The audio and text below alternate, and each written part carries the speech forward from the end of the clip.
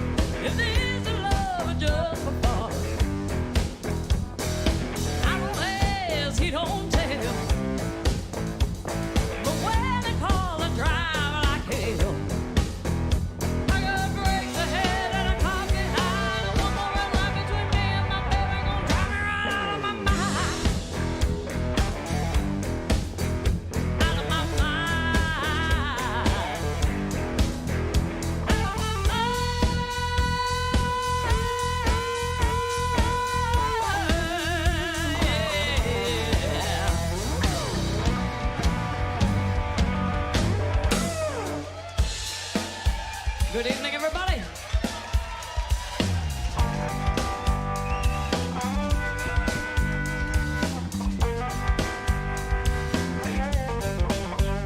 Every time I get up to get myself a cup of coffee,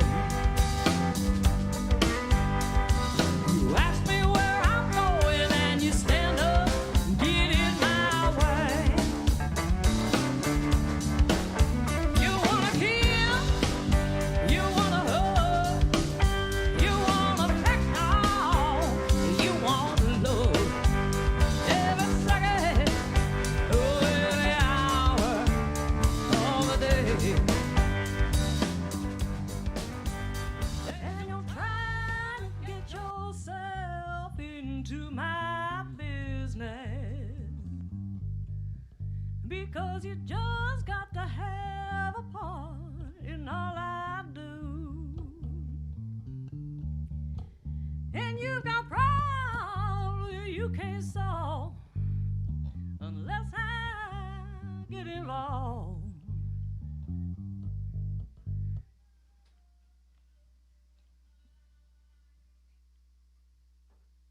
Hello, everybody. Welcome to Gas Station Blues, put on by the Downtown Issaquah, I can't even, Association. Yes. I'm getting older. My eyesight don't work. And the Washington Blues Society. We will be joined eventually by Washington Blues Society President Tony Frederickson. We were hoping he'd be here already. As it is just me and Tommy today. This is the beginning of my solo career. This is also probably the end of my solo career. But when it was proposed to me that I play bass and sing by myself for a while, I sort of froze in terror for several days. And then I saw Lisa Mann do it, and she is so amazing that I was like, wow, that could actually be kind of cool if somebody's really good at it. And Lisa is, so I'm going to try to be. Then I saw Esperanza Spalding, one of the greatest bass players of all time, from Portland. Which, what is in the water in Portland? They have an immense amount of talent down there in the blues world, and Esperanza Spalding is one of the greatest bass players of all time. Played for the White House before, and I've seen her do a solo act, and of course she's another level of amazing. But it gave me some starch in my spine, so I'm going to do the best that I possibly can. So when I sat down to think about what a person plays when they're playing bass and singing all by themselves, and because their guitar player is having surgery and so you couldn't even call in the cavalry if you wanted to, I started thinking, gosh, what are all the things that the band doesn't play that I like to play, that I sort of miss playing or play when I'm in my office practicing or screwing around. And I thought, well, I'll do some of those songs that I like to sing when I'm alone or when I go into a music store and want to impress salespeople. So this is a song by Jimmy Witherspoon, and it is not particularly complicated on the bass at all, which is why I'm starting with it. And vocally, it's one of my favorite things to sing. This is a song called Evening.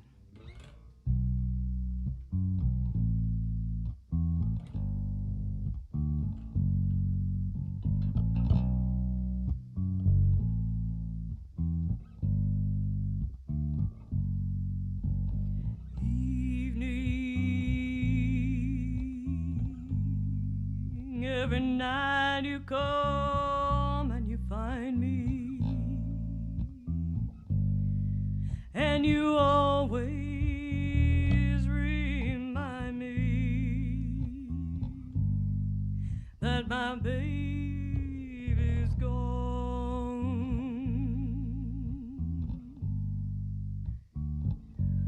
Ooh, evening, can't you see I'm deeply in your power? Every minute feels just like an hour since my baby's gone.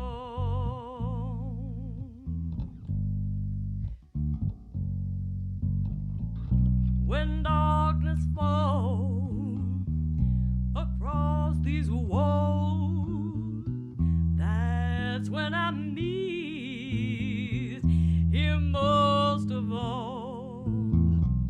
He was in my life, now he's gone. Tell me, how can I go on?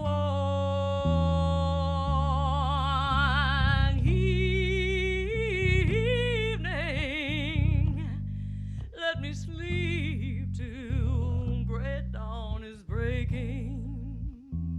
I don't care if I never awaken,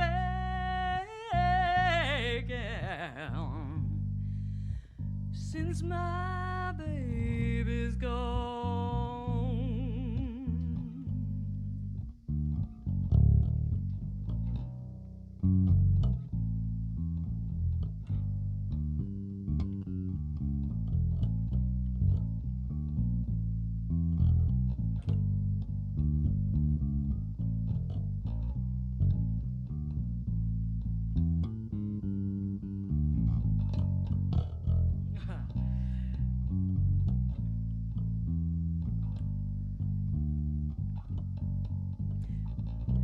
when darkness falls across these walls, that's when I miss him most of all. He was my life, and now he's gone. Tell me, how can I go on? Evening,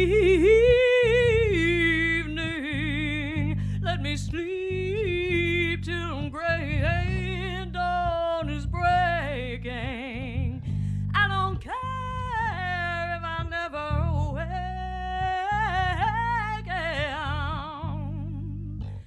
since my baby's gone.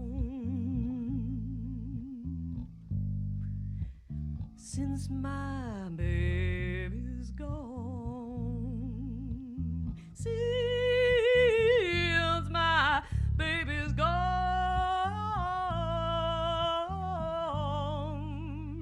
Since my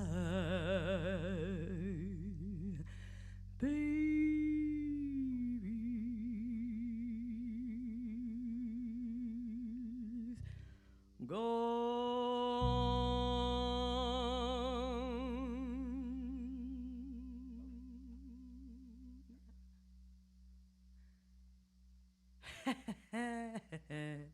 That was incredibly fun. Hey, Tommy. Yeah. Who are you talking to? I was talking to Tony. He's almost here.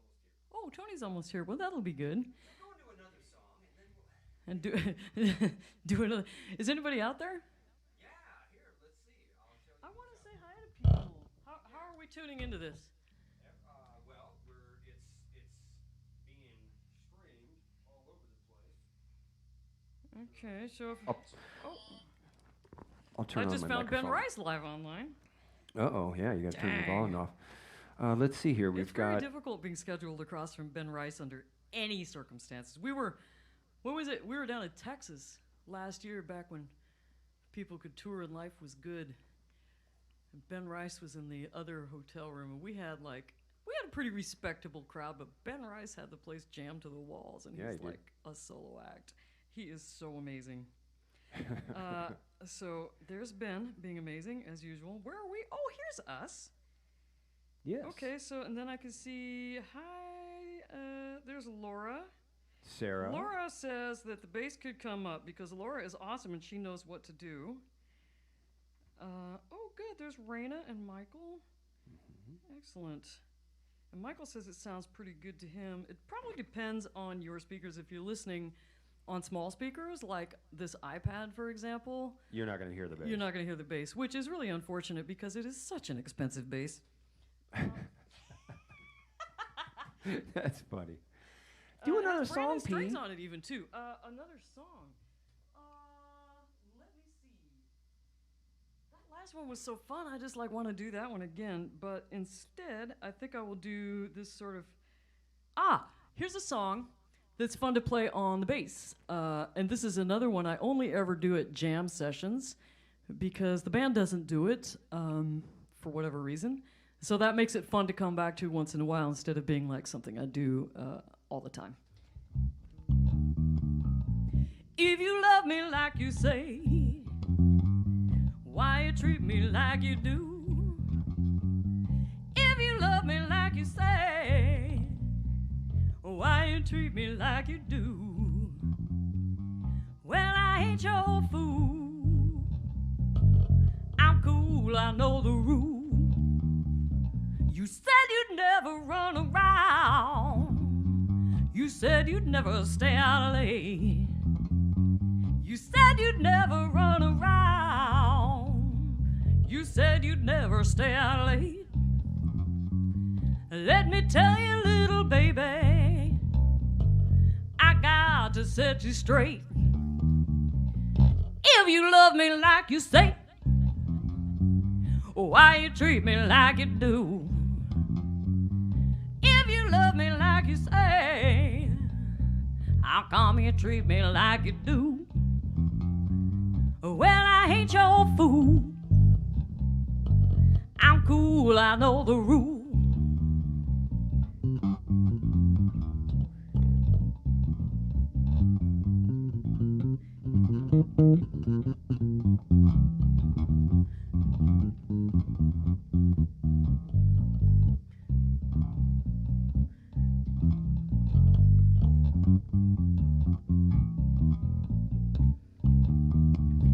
You said you'd never run around. You said you'd never stay out late. You said you'd never run around. You said you'd never stay out late.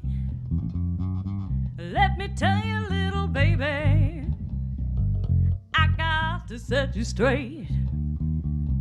If you love me like you say, why you treat me like you do? If you love me like you say, how come you treat me like you do? Well, I ain't your fool. I'm cool, I know the rule.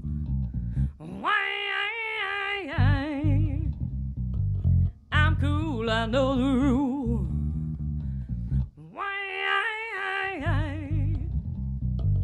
I'm cool, I know that. All right. Who out there actually knows who did the original of that song? Let me see what's going on Facebook. Boy, isn't this a nice break from the ordinary hell swamp that Facebook has been lately, huh? This is a relief. There's Laura. Let's see, Sarah's on from Idaho. Yeah? Awesome. How come I can't see the comments? I don't know. Because you got to turn your phone sideways. Let's see. Get it together, Pete. I am not seeing anybody say who. Why don't you enlighten them? Well, that was Albert Collins, everybody.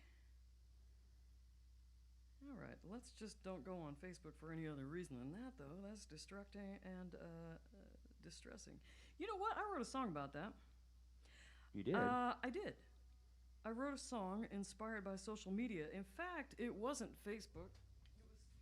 It was Twitter. And since I'm standing here all by myself with my bald face hanging out, I better tell the truth. Don't lie. Ordinarily, I say whatever is expedient in the moment when I'm on stage. Usually I talk about Facebook. But in fact, this was Twitter. One night I was watching people bully a kid on Twitter. And it was just sickening because the kid was in a war zone. The kid was in a war zone in Syria, and people were accusing her of being, like, fake.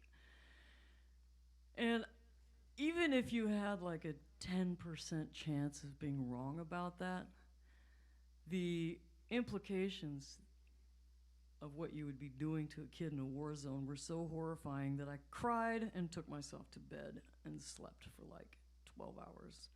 And I woke up and I wrote this song about the general meanness that I was seeing going on Facebook. And of course, you know, it really hasn't improved since then. Let's see. But you know what's cool is I'm here by myself today, so I don't actually have to do it in the key I usually do it in.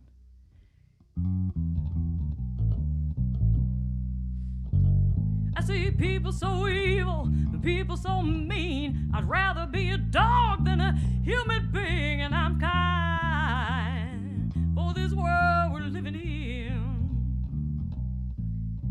I ain't cut out for a climate so cold. I'm a soft-hearted woman in a hard-hearted world.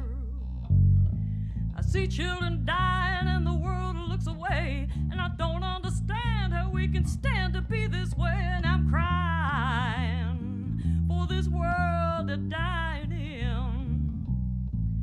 If your heart ain't bleeding, you ain't got no soul. I'm a soft-hearted woman in a hard-hearted world.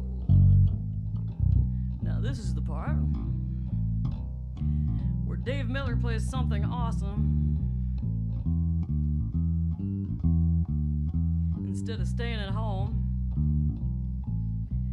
blasted on painkillers after a harrowing surgery. But let's everybody say hi to Dave in the comments and tell him that he should have a speedy recovery so that I don't ever have to do this all by myself ever again.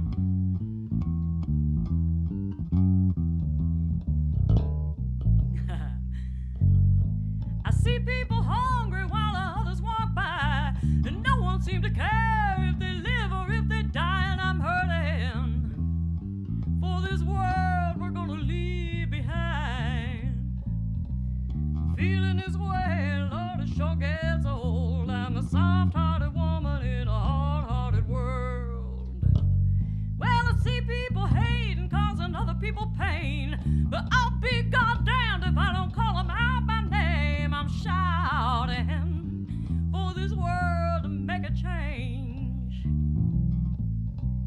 I'll keep on shouting till my body is cold. I'm a soft-hearted woman in a hard-hearted world.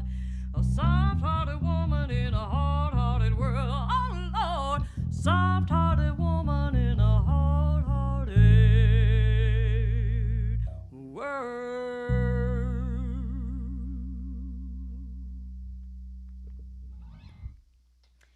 Yep. Dang, songs are short, you know, when you're all by yourself. I said, songs are really short when you're all by yourself. How's everybody doing out there? Everybody's probably not good in the world of Facebook. Oh, they are? Oh, how very nice. Oh, look, there's comments. There's comments. Let's see what people say. They say, Good thoughts and good vibes and oh, Sarah Moffat, that was a good guess, buddy guy. It was a very similar vibe. In fact, they were both doing that kind of funky blues at the same time. So it's a very similar genre, Buddy Guy and Albert Collins there, especially when you had like, oh gosh, what's that Buddy Guy album? Everybody had it at the same year. It was, gosh, you know it's gonna. Shogun? I'll get back to it. Let's see. Damn Right I Got the Blues. That was the album. Okay, let's see. Raina says, hi, Dave. Laurel says, best wishes for a quick recovery, Dave. And Sarah says, hi, David Miller. Good thoughts and vibes for a quick recovery. Last time we saw Sarah, she was helping us out with a set of crutches because Dave broke his foot again. Dave has broken his foot twice now with this band. He was taking a speaker off stage, rolled his ankle, and landed on the floor, which is odd to see anybody do stone cold sober, but there it was. And we had a show about 45 minutes after that. So poor Dave was playing in a chair and hopping around on one foot, and Sarah went all the way home and got a pair of crutches to help him out so that he could hobble around safely without falling over and breaking the other foot that afternoon. So that was extremely cool of Sarah. Let's see.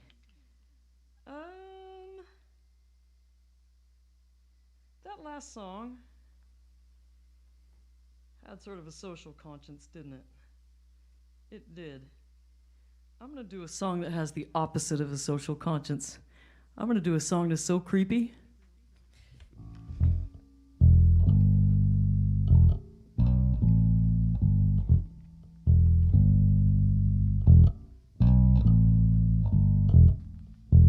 This is a song I wrote because I always wanted to have something that Screamin' Jay Hawkins would do.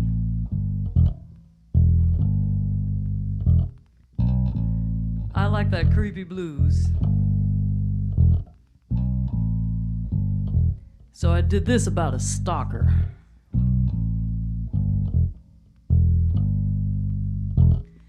I am the one who loves you more. I am the one waiting outside your door. I am the one, you're too blind to see. And I am the one who will make you understand that you belong to me, and you can hide, you can run, yes, but I'm still the one.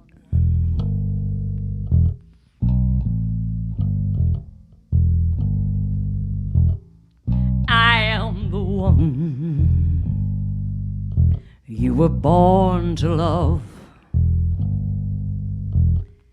I am the one who would give you my blood. I am the one, yes, you belong to me. And I am the one who will keep you in chains. That's how I'll set you free, and you can hide,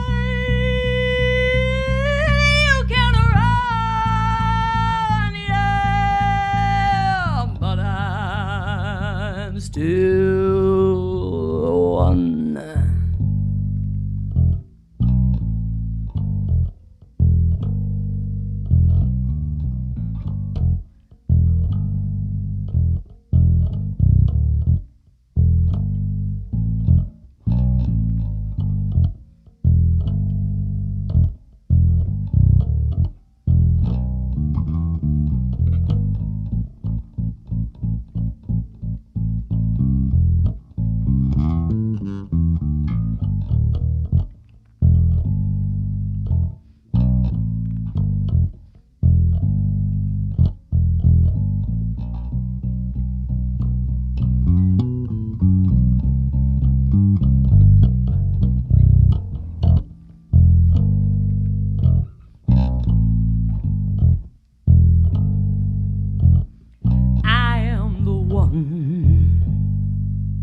With the second sight,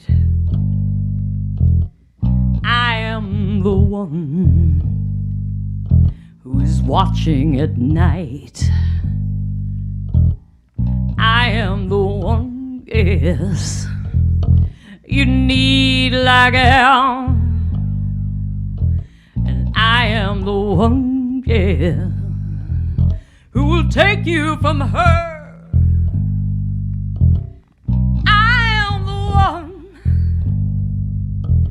Belong to me.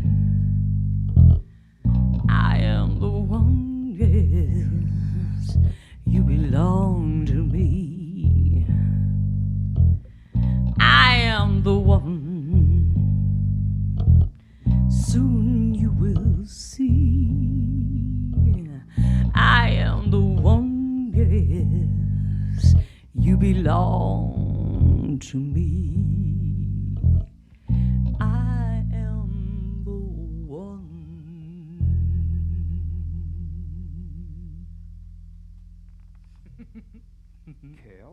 That song's so creepy. I remember when we did that album, we did Black Crow Calling. We did our level best to be ready when we got into the studio, because studio time is not cheap. And we were really excited. We were going into Synergy Studios with Jason Shavey, who's one of the best engineers and sound guys that probably in the city, and for that matter, anywhere. The guy's a freaking genius. And so we tried our level best to be ready, but we weren't. We got into the studio, and I didn't even have the lyrics together for that song, and I had been trying to write it for more than a year. I had notebooks with, like, ideas everywhere. I'd been trying different things out. And then it was down to, like, 10 minutes. We had 10 minutes before we had to record the song, and there's me and Dave were sitting in a sound booth trying to work something out, and I was just like, you know what, just give me 10 minutes, just give me 10 minutes. And I grabbed a pen, and I wrote those lyrics. And I hadn't thought about doing that kind of recurring refrain, that I am the one, over and over. But it just came to me in that moment that it captured that obsessive, cyclical thinking of somebody who's just obsessed about somebody else. And in a way that's just really, really not good. And it worked. So I went into the sound booth and I went into the vocal booth, ISO booth, and of course they always have mood lighting in those things. They have these sort of dim lights so that you get in the mood and whatnot. I got in there and I started singing the song, and then I was like, Jason, you gotta turn these lights up in here, man. I'm freaking myself out. And then it became one of my favorite things on that album. But the thing is when you're out doing live, you don't want to do too many slow songs. And so you have to be pretty selective. I try not to do too much down-tempo, 2 on a set at the most, so this song doesn't get played a lot unless somebody's requesting it. So if you really want to get yourself right next to my heart, come to a show and request I Am the One, and I'll be a friend of yours. Let me think. But that is kind of a downer, isn't it? I don't know what I was thinking. Like, for the last couple of days, I've been thinking, what am I going to do on this show? Just sort of playing bass and singing by myself. Why don't I do a lot of stuff I don't particularly know very well and haven't practiced in months? And then now I'm here all by myself with no cover, and I'm like, that was a really dumb idea. I wish I had just figured a set list out that just had all my own standards on it, because that's easy. Let me see what folks are saying. Let me say hello to people. Thank you, Sarah. Oh, hi, May. Thank you. I'm glad you're enjoying it. Let's see. Yeah, that is Freaky, huh, Laurel? I don't think you've probably ever heard that song. Hey, John, how's it going? Let me think. So in honor of doing songs that I have, this is a song that I've always loved. This is an Elvin Bishop song, and it is the sleaziest song. And when you do it with a trombone or a saxophone, especially a trombone, I used to do this with the Randy Oxford Band. It is phenomenally greasy and sleazy. So I tried to come up with a bass part. It's very simple. It sort of captured the vibe of that sliding trombone. Let's see. No, I can't do that. It's very similar to the last bass line. You know what? I'll come back to that. Because I'll get it confused in my head and I'll start playing the one instead of the other. You know what? There's a ballad that I wrote. I have four different groups of songs on this set list down here. One of them is songs in progress. I thought it might be kind of fun to play stuff that I've been writing during this kind of pandemic. We've all been stuck in our houses. And one thing that has been great for is songwriting, and I predict that 2021 is going to have more good albums come out in that than any year since the 60s. Maybe everybody doesn't drop acid and write songs anymore, but we got a pandemic. That's productive as well. So it's going to be a phenomenal year.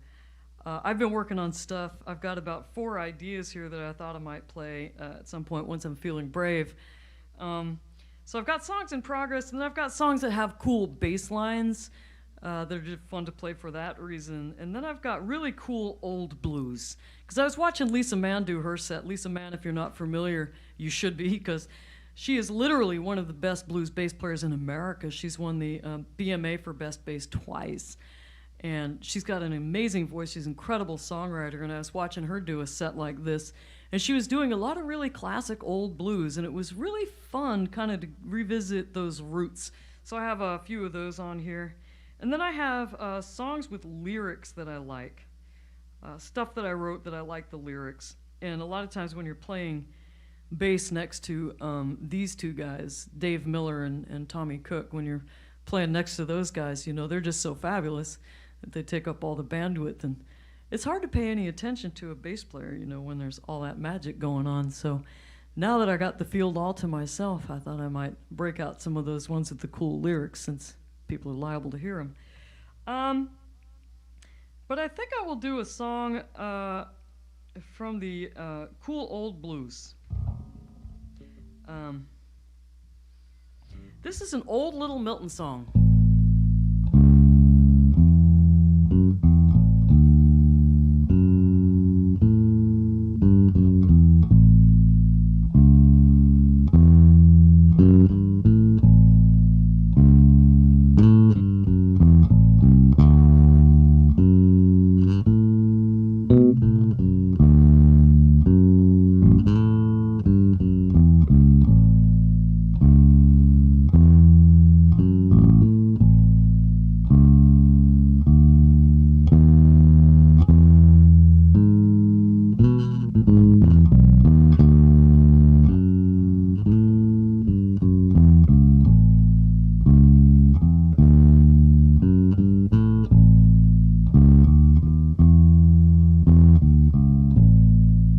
You must be loving someone else, 'cause you sure ain't loving me. You must be loving someone else, 'cause you sure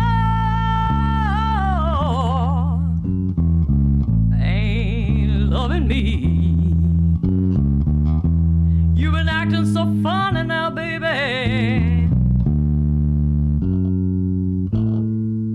I believe there's another possum in my tree.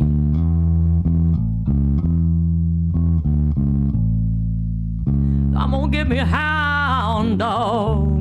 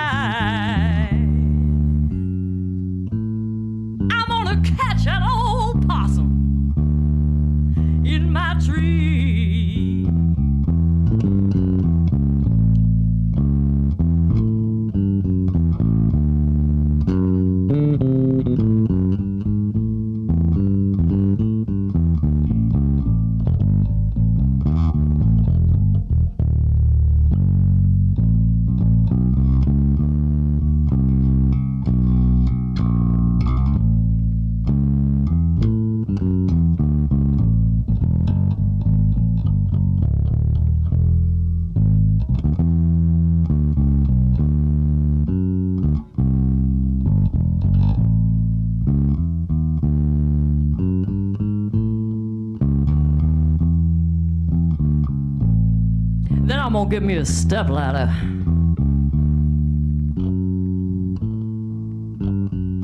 Just in case my dog don't bark, I'm gonna get me a stepladder.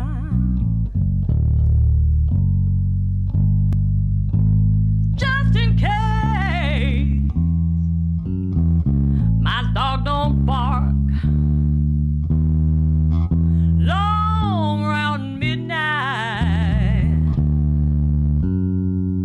I'm gonna catch your possum in the dark.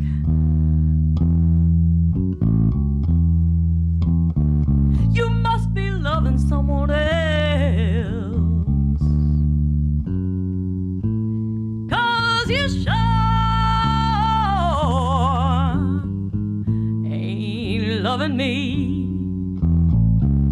You must be loving someone else, 'cause you sure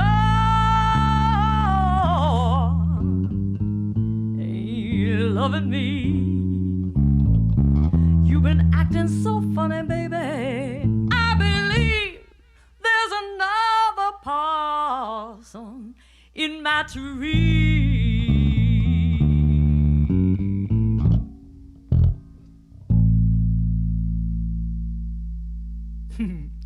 Old Little Milton song right there, Possum in My Tree. I was inspired to do that because when I was watching Lisa Mann, her set, she did an Old Little Milton song, and that reminded me of that song. When I first started out playing blues, I was living up in Bellingham, and I got turned on to Little Milton. I was 28 years old, and I got free tickets to see Jeff Healey in a bar one night. Guy gave me some tickets. He owned a bar up in Canada and gave me some tickets to see Jeff Healey play at his club. You never know what's going to change your whole life. I'd been playing rock and roll and alternative rock and covers up to that point, and I got into that club and I saw Jeff Healey. I saw that blues rock trio do what they were doing, and suddenly all the stars lined up, the planets lined up, and I had my marching orders. I knew what I had to do. I had to make music that sounded like that. I had to be in a rhythm section like that. And so I started going to all the blues jams, even though I was a complete blues innocent, didn't know what I was doing at all. I actually got myself hired to run one, even though I had no clue, really. I was learning as fast as I could. And I got help from this one guy who was dying of hepatitis C. He was really ill. And he was walking with a cane. And every week he would come back with 5 more CDs from his massive blues library. And he would loan them to me, and I would take them home and burn them to tape back when we did that. And I'd bring him back, and he'd bring me 5 more. And among them was that Little Milton album. And that's how I became aware of Smokin' Joe Kubek, Willie Big Eyes Smith. A lot of my earliest education in blues came from that guy. God bless him wherever he is. He's probably passed on now, but he gave me quite a foundation in blues, that guy. I hope that young musicians out there have somebody like that in their lives when they need them. Let me see. Maybe I'll move to a cool bass line. What do you think, T? What's that? What should I play? I'm trying to get your levels correct. Trying to get my levels correct. How's my levels, people on Facebook land? Oh, don't ask him. Everybody say hi to Tommy. Let's see. Yeah, the Stalker song, that's right. Okay. Oh, you did? Oh, that's cool. Oh, Lauren is an Elvin fan. That's cool. Maybe I will do that song.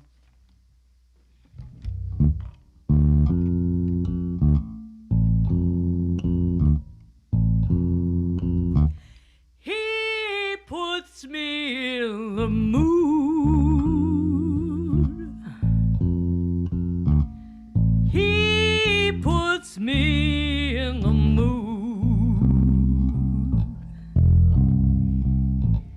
Way down in the mood.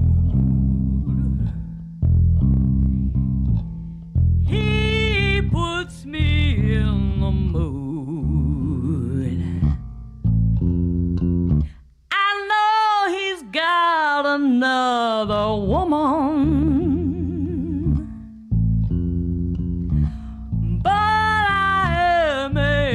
woman too. I just have to take my chance. What else can I do? 'Cause he puts me in the mood.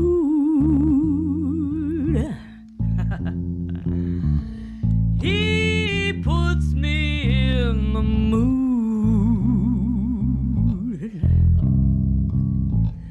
Way down in the mood.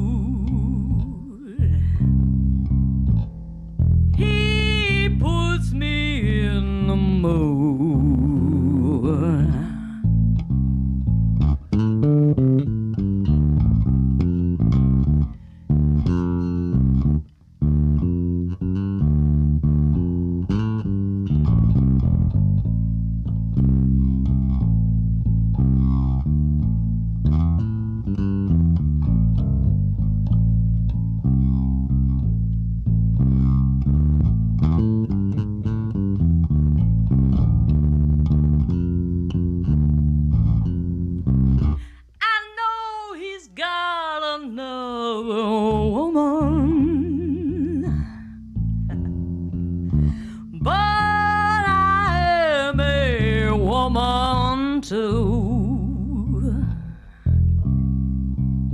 I just have to take my chance.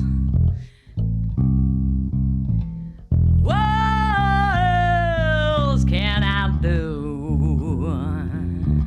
This is for Tommy. 'Cause he puts me in the mood. I wish y'all could see his face. He puts me in the mood. Way down in the mood. He puts me in the mood.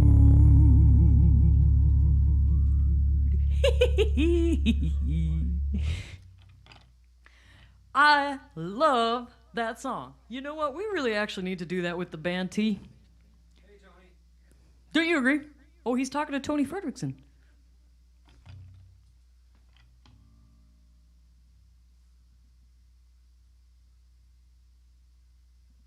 Oh, Gary says his whole kitchen is vibrating because the levels are good. That must mean you have a good sound system, Gary.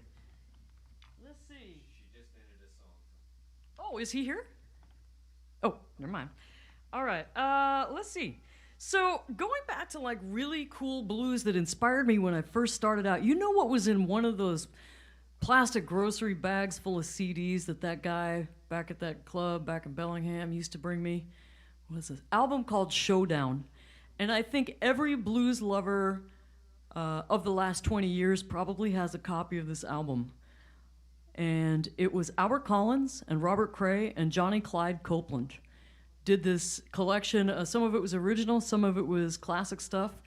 And I think at one point or another I've covered most of the songs on that album. That album is, if you don't have that album, Spotify it. Showdown with Johnny Clyde Copeland, that's Shamika Copeland's dad, and Robert Cray. And Albert Collins, the bass player on that, was Johnny B. Gaden out of Chicago. And he does the tastiest, funkiest blues lines. Played for Sun Seals, played for Johnny Winter, played for Sun Seals for many years, and did this album. And so I fangirled him. I friended him on Facebook, and I sent him a thing. I said, "Man, you're the best bass player ever. I just studied everything you ever did." And you know what? He got back to me, and he said something nice. I can't remember what it was, but it always is nice when the people whose music you really appreciate turn out to be nice people. So shout out to Johnny B. Gaden, wherever you are. Truly inspiring bass player. This is, see, what key did I used to do? I'm going to gender flip this and see if I can get all the way. Because the one thing about this song I'm not particularly crazy about is it kind of reinforces some ugly sort of ideas about women being sort of gold diggers. When, you know, Why can't there be male gold diggers? Surely there's some male gold diggers out there. So this is, but this is sort of a song of love to gold diggers. Let's see what happens when I do this.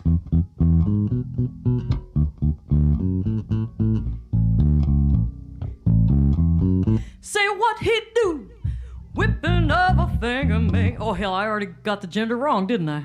You know, I'm gonna start that over. I can't get it wrong on the first. I can't get it wrong on the first line. Snapping up his. Okay, here we go.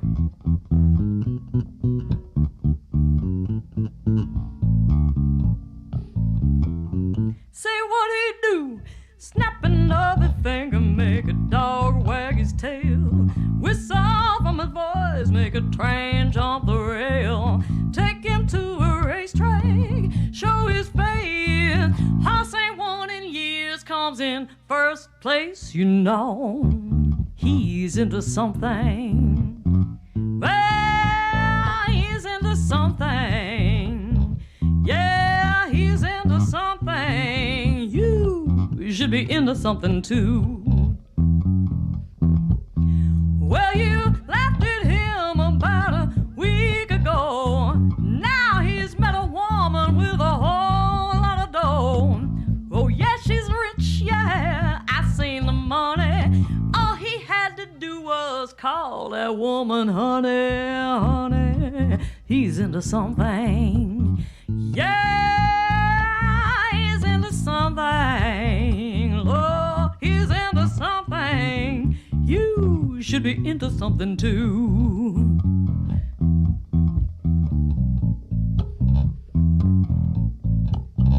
This is a bass line, very popular in New Orleans music, frequently called a rumba. But on the album, they kind of do this trick right here.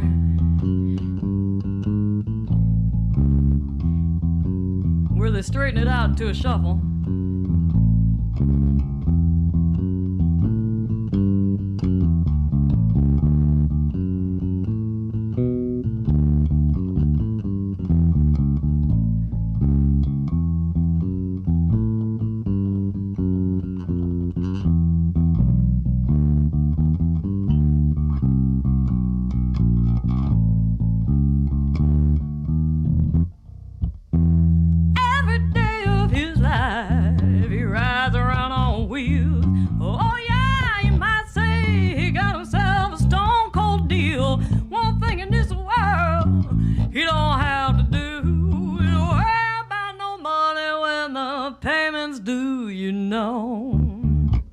Into something.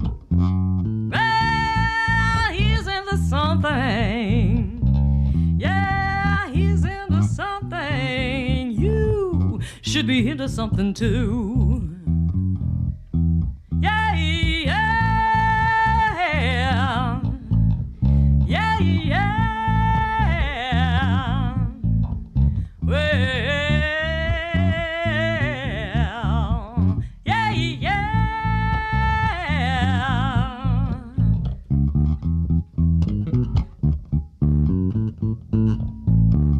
Tommy, say what he do. You're supposed to sing it with me. Oh, yeah. Sorry. Trying to fix your deal here. Is it broke? No, you're okay.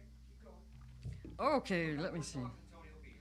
Couple more songs and Tony. Oh, yeah. Hi, Marlon. Yeah, you put me in the mood too, Tommy, says Marlon. Ha ha ha. The mood to jam, amigo. LOL, he says. Just to clarify, you know. Let's see. Oh, Raymond! You know, I just knew you would crop up. I knew it. There's another song on that album called The Dream, and it's Robert Cray's song. Absolutely beautiful song, and every time I see Raymond, he's like, you gotta learn the dream. And I'm like, Raymond, one day I'm gonna learn the dream, and it's gonna be awesome. Last night, once again, I had the dream. Oh, it's a gut-wrenching song. Nobody writes songs like Robert Cray. I think that's probably the songwriter out there that inspires me the most. And you know what, Raymond? One day, I'm going to learn the dream. I promise. But I still haven't done it. Hey, Trina Pruitt is watching. You know what? She is watching from St. Louis. Usually this time of year, we are in St. Louis. I thought I was going to be cool with not touring and all. I was like, you know what? I can work on my dissertation. I can get some stuff done around the place. I really need to actually get some other writing work done. I can write this album. It'll be great. I'll exercise every day. The dogs will be happy because we're home. It'll be cool. And then August rolls around and I'm like, this is the worst thing that has ever happened to me in my whole entire life. And I'm sitting here mournfully looking at my suitcases and writing sad songs and singing sad songs. You know what? Now that I've bummed myself out like this, maybe I'll sing a sad song. God knows, I've got plenty of those. Oh, Trina says she's got the blues today. Well, hey, I got songs for people with the blues. Hold on one sec. Let me see what I got.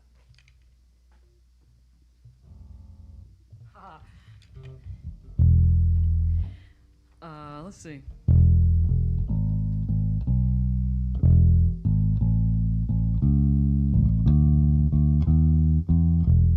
This is my favorite jam. Do it a jam.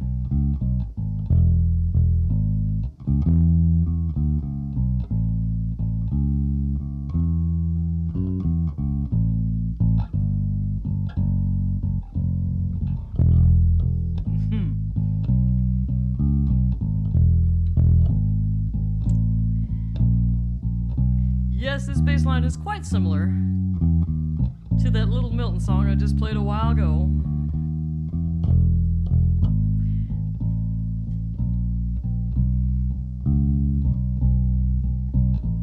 Have you ever been mistreated? People, you know just what I'm talking about. Have you ever been mistreated?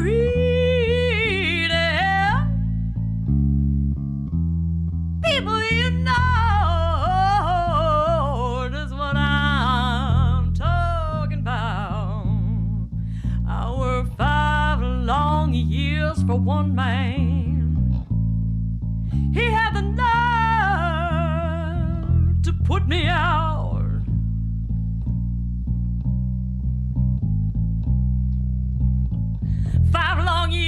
Up at Denny's, chucking hash browns just like a slave.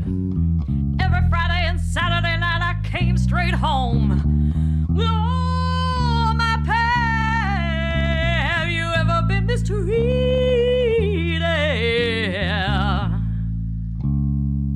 People, you know just what I'm talking about. I worked 5 long years for one man. He had the nerve to put me out.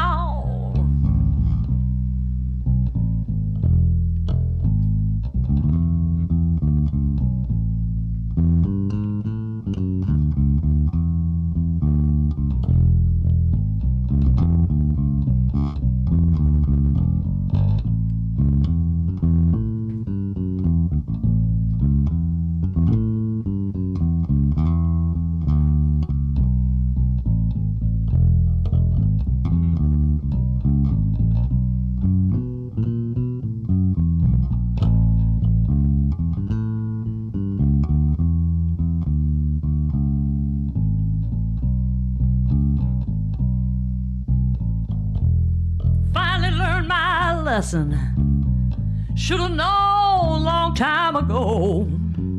Next man that I marry got to have 2 jobs and bring all his dough. Have you ever been mistreated?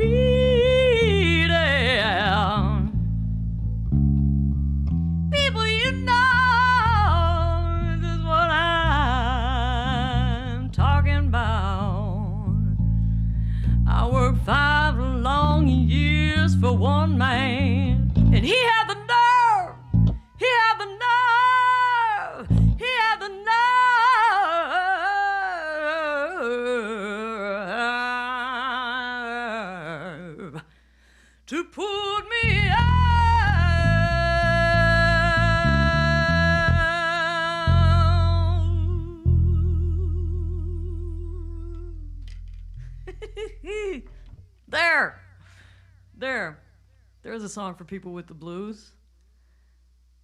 Gosh, what else do I know for people with the blues? I'll get back to it. I have no shortage of self-pity songs. It's my favorite thing to do. Hell, I made a career out of it.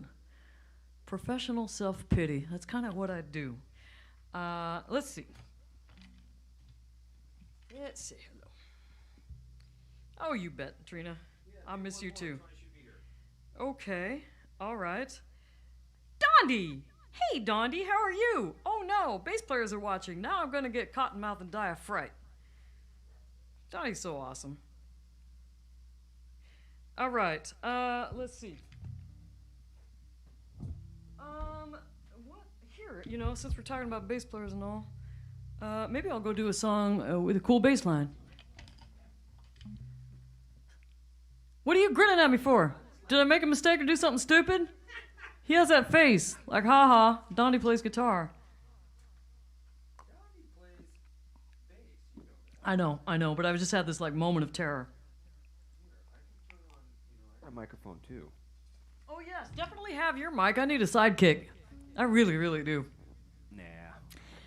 And this is the first time in my whole career that I ever said that Tommy should turn his mic on and be my sidekick. Tommy actually has an excellent singing voice, but he won't really ever hardly sing like he has been lately, and it sounds phenomenal. But it's been really hard to kind of convince him to do that. But man, he sure has no problem talking. We'll let him talk when Tony gets here. That'll be a good opportunity.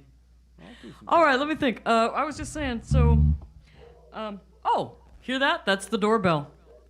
I think so. That's the canine doorbell. So why don't you do one more and I'll let Tony in? Okay, let's see. God, that's distracting with the dogs. I got If You Love Me Like You Say going through my head, and I can't think of anything else right now. I'm sure you guys can all hear that too, huh? They're fine? They don't care that they can hear the dog? I'll just sneak around you real quick. Yeah, okay. There goes Tommy sneaking. There goes my husband sneaking. I'm going to write a song about him. Oh, wait, look who's here. It's Tony! It's Tony! It's Tony! Are we ready for a break? Are we ready for a break? Sure. Okay, we're gonna take a short break. I think Tony's gonna talk, right? Okay. Yes, for a few minutes. Okay. All right. So he could, I have your mic right there and I can... Oh yeah, there's a Tony spot. Okay, We're well, staying socially distanced. you can keep me out of the picture. 'Cause Okay. I'm still in work clothes. No. Grab your drink so I don't get your floor all wet. But I miss playing in bars, and nothing says bars like a drink kicked over. Oh. So the invisible masked man is Yes. here. I'm here. He's refusing to be on camera. So once again, I'm stuck all by myself. But we get to talk. You get to take a break for a few minutes. Yeah. Well, that'll be nice for so everybody. we're all hot here. We're good to go, right, Tommy? All right. First of all, I want to apologize for not being here for the start of this. Unfortunately, my real life job got in the way. It's very rude on my part, and I humbly not at all. apologize to you. So, real jobs will do that, and that's why we shouldn't have them. I know. I wish. I'm almost there. Another couple more years, and then I can just produce and do things that I want to do. At any rate, I can hardly wait now to get home to watch the damn show because I've been looking forward to this solo thing for so long. Oh, God, I've been scared. I'm excited. But first of all, I've got to say a shout out to our sponsors and also my partners in this, the Downtown Issaquah Association. We've been doing this now, I think, 6 or 7 years, and it's just been it's been great fun for the musicians. They like it. It's also been great fun for the fans. And unfortunately, we can't be there at the gas station this year because of the COVID situation. But this virtual thing has been an incredible learning curve. And one of the things I'm doing, I'm going to talk about it twice during the day right at the end too, is I'm learning so much about the process. I was so amazed with what Jeff Mintier did. And I think there's too many of our musicians that don't know what this is possible, that you can do these things and have have still meet with your fans and still play music and get it out there, and maybe even make a few dollars with the tips. By the way, folks, that scrolling thing up there on your screen, please take advantage of that, because literally this is the way they make a living, and $1970 unfortunately don't work too good in 2020, so tips is where it's at. But anyways, we've been working with Downtown Issaquah Association. It's been really fun, and I have been taking us to different production facilities in different ways to produce this. This is another different way. We're on a camera hooked up to Tommy Cook's studio board here, and we've got it all done. And man, online it looks beautiful there. So, Tommy, are you monetizing this at all? Are you doing anything with it, or? No, it's just it's basically going through the YouTube channel of the Issaquah. Downtown Issaquah, yeah. Downtown Issaquah, and through their Facebook, through Washington Blues Society Facebook, and then I shared it onto ours. There you go. So it's on like 4 or 5, maybe 6 platforms. Well, it's probably on our YouTube also, because they share it from there. So there you go. There's so many people doing creative stuff, though. Have you seen what Joel Astley is doing? I have. And He's that's like painting. Yeah. You actually have one of his paintings hanging over the studio console. That one. I'm doing this whole thing at different studios because I want people to know what's out there, and I know you're real helpful and a guy who can educate people about what to do. It's like Billy Stoops. He bought a $250 camera and dropped the program on his laptop, and I don't know if you guys watched the show last week, but it was absolutely gorgeous, the setup where they got it. It sounded great to me, and I actually turned the phone on and listened, so I know what's going on, can hear it. But hey, folks, Tommy Cook, another resource for you out here. If you want to get out and reach your fans, this is a way for you to do it, virtual. So aside from that big prompt about the producers and everything, now I got to thank our sponsors. First of all, I got to give a shout out to the City of Issaquah through their Arts Council. They give a lot of money to the Downtown Issaquah Association. I really think they get great value for the money, because the money that is donated through the Arts Council pays for Gas Station Blues, Confluence Music Festival, the wine walks, and all the other different things they're doing. And one of the cool things that the Downtown Issaquah Association is doing right now, Front Street closes down at 2 o'clock on Friday, and the restaurants all move out into Front Street. It's really cool. It goes all the way through Sunday. Talk about a great time to be outside, have great food, and take advantage of some of what Issaquah has to offer. A lot of great things to visit, which leads me into Visit Issaquah, which is an organization that has a lot of different inputs for you to go explore, go online, check them out. Plan a trip, get out there, take advantage of some of the bread and breakfast places. There's great restaurants, like I said. There's a lot of fun stuff goes on in Issaquah. It's a great little town, a big town, but a little town feel to it. And I highly recommend exploring it. Also, the Adara Surgical Institute, they've been a sponsor this year. The chief surgeon there is certified in 4 different disciplines by the medical board. And it's a great place if you need dental surgery, or maybe you're thinking about a cosmetic touch-up or something like that. Sounds good. Adara Surgical Institute. Sign me up for cosmetic touch-ups. Okay. Right. And then also got to give a shout-out to Kaleidoscope Music, one of the great teaching institutes out there in Issaquah. They have over 30 different instruments they instruct and 30 different instructors. And they are teaching right now, doing a lot of online stuff. Who knows? They do a lot of work with youth. They'll help you if you're a little later in life and you want to just try something new. They'll help you out. And who knows? The next big star may come out of Issaquah's Kaleidoscope School of Music. Got to give a quick shout out also to Fisher Meats. They're celebrating 110 years of business. They have a legacy award for that this year. And Who is? Fisher Meats. They've been around forever. They're the oldest business apparently in Issaquah. They must have opened the year that they made Washington a state. Something like that. God. So that's our sponsors. Great fun. I'm thankful I'm here. I got a few other things I need to do. So we have some plaques here from the Washington Blues Society. And you guys won a few. Dave Miller won. He's not here. Yes. But I think we'll just dispense with the actual giving part of it. But we're going to be presenting Dave Miller's Guitar Award, and then you won one. Two. Well, two counting the album. Yeah. That was because the album won. That was it's so nice to be recognized for anything. Yeah. Boy, when an album gets recognized, that feels good. Yeah. And then yourself personally, you also won. Bass, yeah. Yeah, for bass. So, and you're getting advantage of it. I'm so looking forward to this because I get to see the last half. Yeah. But I'm going to get home and that's the first thing I'll do. I'll fire up the computer and I'll watch the rebroadcast because I gotta see this. You know, our friend Lisa Mann's doing this. Yes, in fact, I watched her show. Thank God she didn't take it down or anything. Oh. Because I wanted to crib and see how this could possibly work. I've seen Esperanza Spalding do it, but Esperanza Spalding is as a god, right? Not everybody can be a god. But Lisa Mann is akin to a god as well, but she's like a local god. So it felt like it was within reach. Actually, you know what? Esperanza Spalding is also from Portland, so clearly I need to move to Portland. No. You just stay up here. We need you up here. And drink some water that they have down there. Yeah, we need you up here. I'm sure this is pretty magical. Like I say, I'm looking forward to it. One of the things I've been doing is, I know you write a lot of songs and music, and one of the things I've been doing at the break is I've been asking everybody what their process is. Everybody has a different process.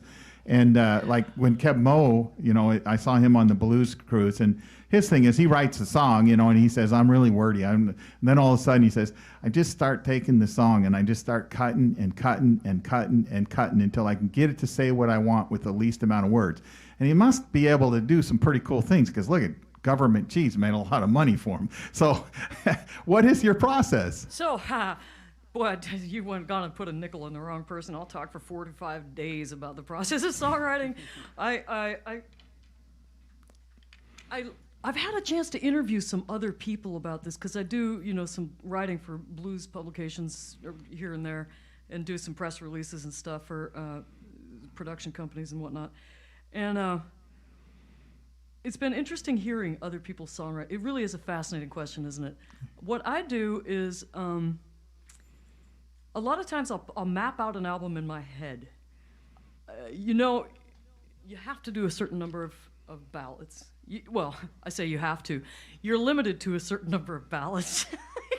If it was just me, I'd sing Torch songs. Like 45% of my material would be Torch. And then you know you need some up-tempo rock. I want to really feature what Dave does. Is really strong. So I have some categories in my head of what I want to do. And then I have ideas like concepts. And there'll be a nucleus of a concept. And I try to keep them general so that other people can map their lives onto them. So for me, the meaning might be very personal, but I want it to be sort of vague so that it could also apply to anybody else. Then I start penciling out lyrics, and I have notebooks that I do that in. And I start listening to music for inspiration. I didn't used to do that. I used to think, gosh, I don't want to be derivative. And then one day it suddenly occurred to me that if I wasn't going to be derivative, I was actually going to have to invent a new musical scale on a new musical instrument in a new musical genre altogether. And not everybody can be Dick Dale. So I resigned myself to just being inspired, you know, and having that be okay. So I'll really think about what genre that I want it to be, and I'll start really listening to that genre and seeing, you know, the textures and the tones, what makes that genre, and then I'll start trying to put it together. And then I think about what it's going to sound like live. And in my head, I always see Winthrop Rhythm and Blues Festival. If it would work on that stage, then it's going to work. So I also think that a really successful song, the lyrics and the music all combine to be consistent with the theme of the song. So I'm going to say, this is a wonderful segue, I'm going to do a song right now that we are actually in the process of writing. It's not complete, but I wanted to write a song. Well, I'll play the song and then I'll explain, because I don't want to give it away. Well, we can chat a little bit. She can play a little bit of the song, and then we'll chat a little bit, and then we'll go into the second half. Yeah, because this song is going to be sort of short. Because, this is demonstrative songwriting at work.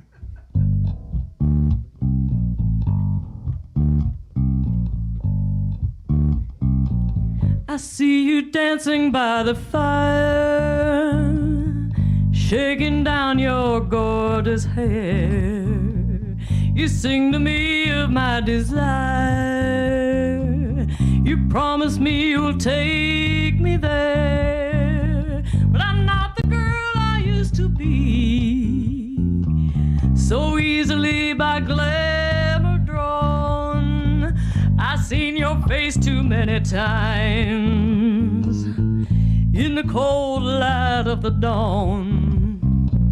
No, it's no use seducing me. You can't catch me no more, cocaine, I'm free.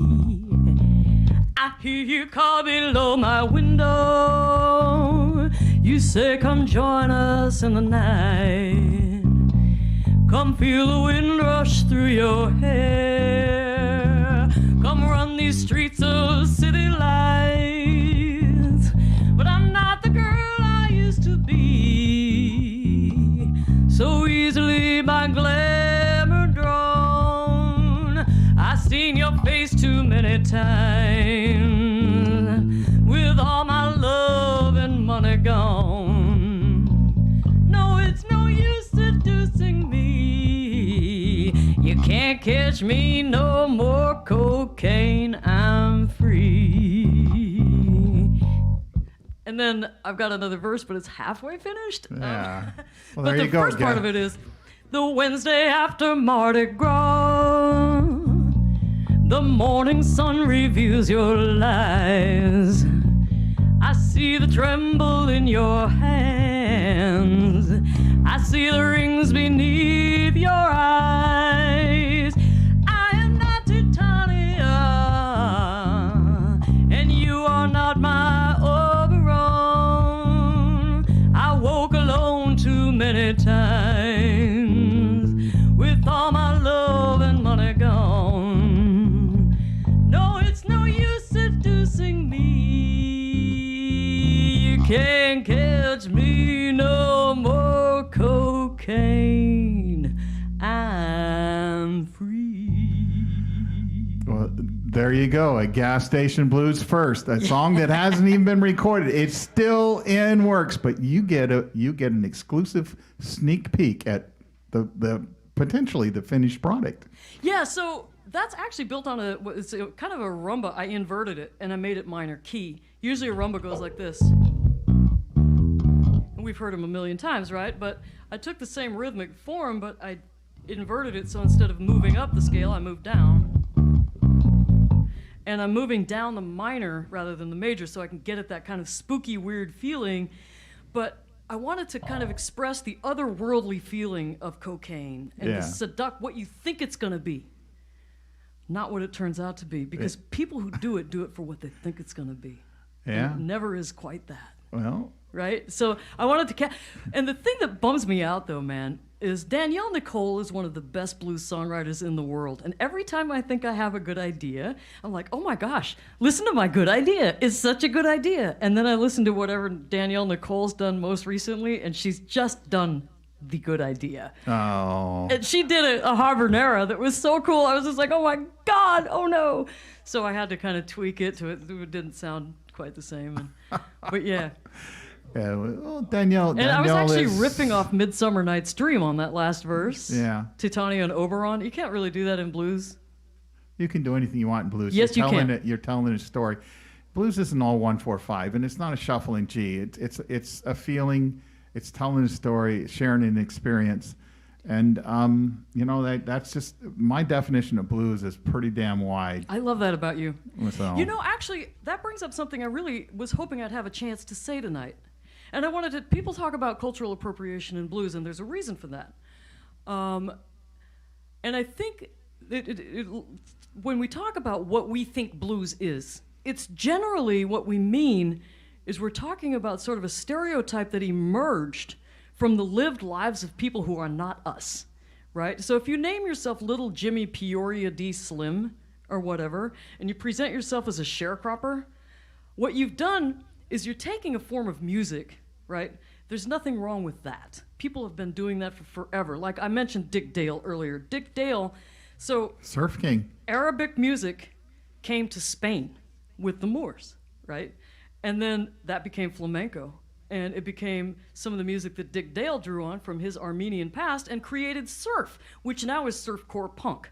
So you cannot possibly unbraid music. You can't do that. Yeah. But what we can do is not present ourselves as somebody who's been to Mississippi and seen Legba and drank all that Mississippi muddy water and ate a frog or whatever the hell it is that we're trying to present ourselves as. We have to be authentic to who we are. Yeah. Because if you try to appropriate somebody else's life experience and their authentic struggles, you haven't been to Parchment Farm, man. No. And that meant something real to the people who were. So let's let them have that. Let's don't take all the markers on the board, right? So you're so right when you say that. Yes, Shakespeare can be in blues. If you're a PhD scholar white chick from Seattle that is geeking out on Shakespeare over this whole COVID thing, you know, like I was watching Midsummer Night's Dream and I wrote Oberon into the lyric. I may leave it there because... Yeah, hey, I get it. I actually was a sponsor for the Ashland Shakespearean Festival for many years. So You were? Yeah, I did that a lot. I brought the family down, rented a trailer and a whole bit, and I was a regular there. Shakespeare and blues. See, it goes together. Look, you just heard it right here. Front row seats, man. I've seen most of Shakespeare's works live and plays. God, Plus, I'm jealous. a lot of cool stuff because they did a lot of experimental stuff down there too. You know, that was just exceptional. And okay, yeah, as soon that's as a whole COVID other gets- life We're gonna go out to experience, dinner, though. man. As soon as this COVID Yeah. thing is over, like I want to hear all the cool stuff you saw. It was an amazing experience. The only reason I don't do it because it's from Seattle to Ashland. That's like It's a almost drive. a 10, 12-hour drive, and Yeah. I don't do road trips. That's for you guys to do. Unfortunately, you don't get to do that this No! year because the whole damn tour got canceled, unfortunately. It was awful. But yeah. So one of the things we also talk about is where you're from, because I know you're from Washington State, you and Willie. You might want to share your living circumstances as a youngster because it's very unique, and I don't think a lot of people know it. We do in the society, but a lot of people, they're coming new to you tonight. Well, you know what's funny? I talk about that sort of agricultural work. Like I've been to Clarksdale, Mississippi, and I've seen the fields and the context from which music came. Very agricultural, poverty wage, backbreaking labor. I actually have that. My parents did a back to the land thing in the 1970s. So I grew up in a log cabin with no running water or electricity. We Yeah. grew up by kerosene light, hand-dug well. And in the winter, you carried water in buckets. My parents picked apples. So I grew up, one of my first playpens when I was a kid was a half-ton bin of apples. When I got older, I started working in apples and carrying those 50-pound apple sacks up and down ladders and so on. So that's how I started out. I mean, that's as close to the original blues experience as a lot of people have. Yeah. What's funny is I don't really draw on that too much as a musician. It's there, it informs me, but you know what informs me more than that is what I did next, right? Yeah. I dropped out of school in the 8th grade and became the worst juvenile delinquent ever. Started running away from home, and I lived on the streets, and I did whatever was illegal that was present because you wouldn't want to miss out on a thing like that. Shit costs money. Sorry, sponsors. I've reformed my wicked ways. And then, my first husband, I say that like I've had a million like Zsa Zsa. I've had 2. And I still have the second one. God love him. He's awesome. But the first one went to prison, and I was 19 years old, and I was living in the YWCA in a room smaller than my husband's cell in Walla Walla. Working for $4.25 an hour. I had 1 pair of shoes. And there were loafers, and it snows a lot in Walla Walla, and so I'd be walking to work at 4:30 in the morning in penny loafers. And then going up to visit in the prison in the evening. I got back from that experience, and I said, okay, I need to take control of my life, and I went to college. I studied my GEDs. I studied for my GED, took the GED, studied for the SAT, took that, and I went to a community college. Unfortunately, like alcohol and drugs didn't have their claws out of me yet. It wasn't until I was 32. So I lost a lot of years. But I started playing music. I told my story a little earlier about seeing Jeff Healey and the born-again blues experience that was for me. And then when I turned 32, I got clean and sober. I've been clean and sober ever since. Now, if I tell you how many years that is, that's going to be me telling my age. It's been You 16 years now. I'll be 49 this month. Well, happy birthday in advance. Well, thank you. So I still that's got what you beat by a whole decade, so you're all good. So that's what I really draw on, as a songwriter. Yeah. Really, I draw on that whole experience more than anything. I've written a song called Your Honor about standing in front of a judge pleading for the freedom of your man, which I have done. Yeah. It's basically a ballad of a stupid chick, but it was really heartfelt at the time. I wrote a song called Gather Around Me Angels that I do at a lot of shows. It's on the live album, and that's a song about just being in that place of total desperation. You cannot stop drinking. Man, you cannot stop doing dope. It just keeps coming back around. So there's a lot of material that I've done that draws on those years. Well, it's pretty powerful for blues, too. I mean, it's apropos because you were experiencing the blues. Yes. It's part of your life. It's the experience you've gone through. And you're sharing that with your listeners, and it's not just for the art of it, it's also for the knowledge and the understanding of it. And I don't know, you probably have, I would imagine, have people come up and talk to you about it. I do. That's so meaningful when that happens. I always mention that I've been clean and sober for a while on stage. I work it into the act because I want people to know that you can have fun. There is life after booze. For the longest time, I thought that, what would I even do? And one time I was in an AA meeting, and somebody said, I once asked my sponsor, now that I don't drink, what am I even going to do? And my sponsor said, everything else. And that's true. Yeah. That turned out to be the truth. So just to redeem myself in the eyes of the public, well, you're a PhD now, so I am that says all something. the dissertation PhD. When I'm not down here doing this, I'm upstairs modding video games and trying to talk myself into coding my data for my dissertation. We're working on this for 6 years. But yeah, it's been a long way from being an agricultural working, prison visiting, high school dropout addicted to crack to being like a person who's been touring nationally for 10 years, is married to the best dude that ever in the whole world, has the guitar player of our dreams, has had just a wonderful experience with this community, the Washington Blues Society. I have a nonprofit I run in Nicaragua. Yeah, that was going to ask you about that because what are you going to do this year? Because obviously we didn't go, and you know what? That's the second year because last year they had all the political violence, and so we weren't able to go down. But we have most of our volunteers are Nicaraguans. They live in Nicaragua, which is something I'm very proud of. You need to tell the audience exactly what the program is because this is incredible generosity, folks.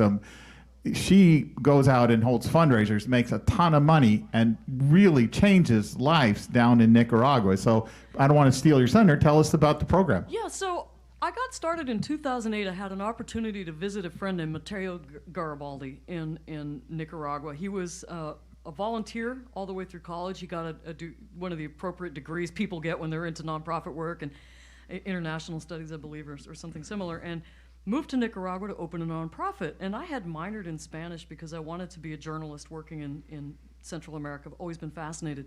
So I was like, I'll be right there. I don't think he had even unpacked his boxes by the time I showed up on his door.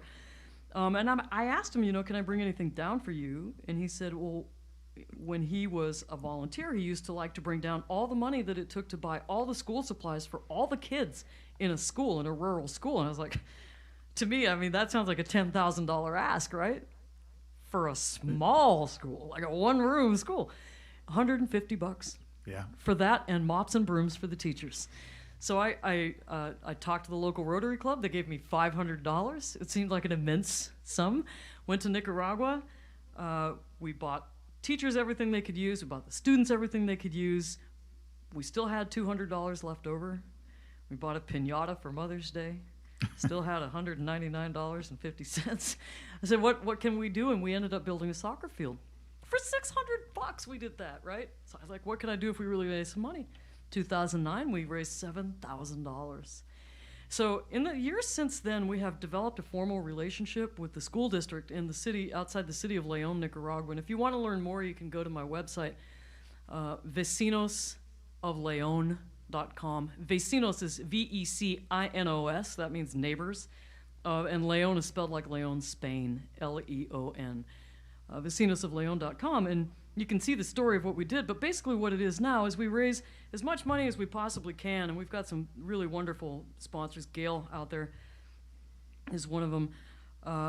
and we have a budget of about $10,000, $12,000 a year. We try to raise, and we buy all the school supplies for 4 or 5 rural schools outside the city of Leon, and we change the schools frequently. We try to give a school 5 years of support, and then we move on. We fix. In the years since then, we've added veterinary treatment for the rural families around, because families that are strong economically and healthy without the parasites in the water, their kids go to school more. And we bring dentists, so kids get dental care, and then if we have enough time, their parents, everybody in the community gets dental care. We bring blacksmiths. They fix all the swings and the doors and windows. We do this every year, and if you're interested in volunteering, coming down as a volunteer, one of these days, I promise, we'll be able to go back. Last year, we couldn't go because of political violence that broke out, and this year, COVID. So we didn't go, and 3 of our volunteers in Nicaragua did the work of 14 people. And they carried all those school supplies out to all those schools, and they hand-delivered them all, and the veterinarians went out, and they've supplied anti-parasite treatments and vitamin treatments to hundreds and hundreds of animals. So nobody should ever work that hard. And they've had to do it twice. So I'm really hoping we can go down again next year. I hope so too, because you can come down one of these years. Well, actually, we could take a pit stop at my house in Malaki on the way down in Where Mexico. Oh, yeah, maybe sounds good. Maybe do a road trip thing, Yeah. Hey. Let me shout out to Frank Rozak right now. Frank Rozak, is a promoter. Oh yeah, I know Frank. Publicist to LA, and he's been a big supporter. Yeah. Of our program in Nicaragua. So if he's out there listening, or somebody. Well, I know he's getting a blues letter now. We got his address fixed. Oh, good.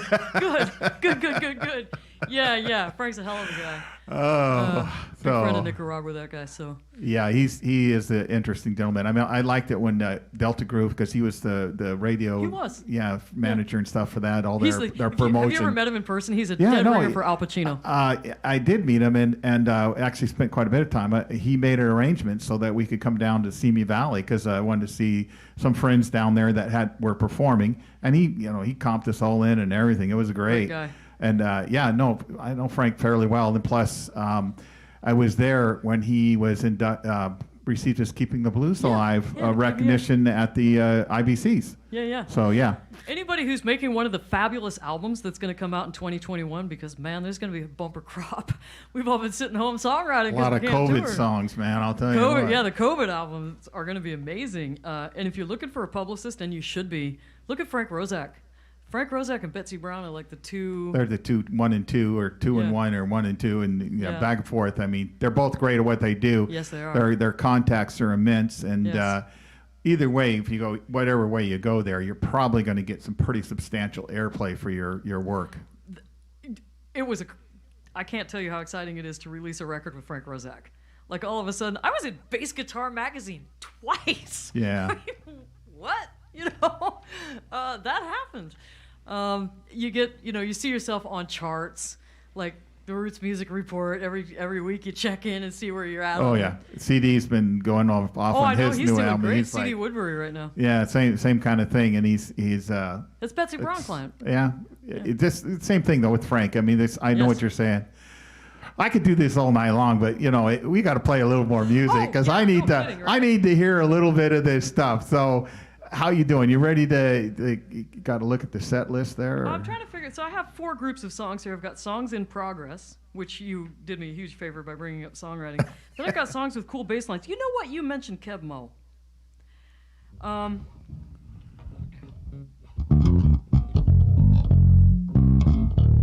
There we go, folks. Polly O'Carey. This is not Kev Mo, but it reminded me of Eric Bibb.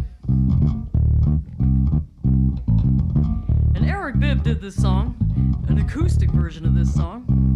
I say version, he wrote the damn thing. And I loved it so much that I worked with my brother Willie Straub, kind of build a funkified version of it. You might have been raised on the block where you might have wandered here from far. But no matter where you come from, no matter who you are,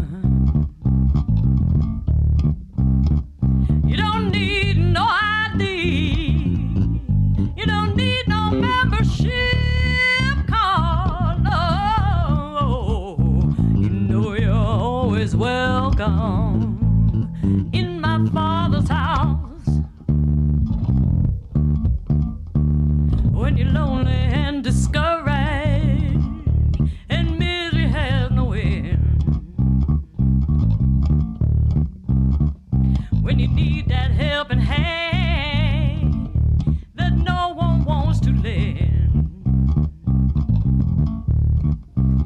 when you're down on your knees crying for a friend, you know you're gonna find one in my Father's house. Might have been oh hell, you know what? I totally forgot a verse. That's okay, I'll work my way back around to it.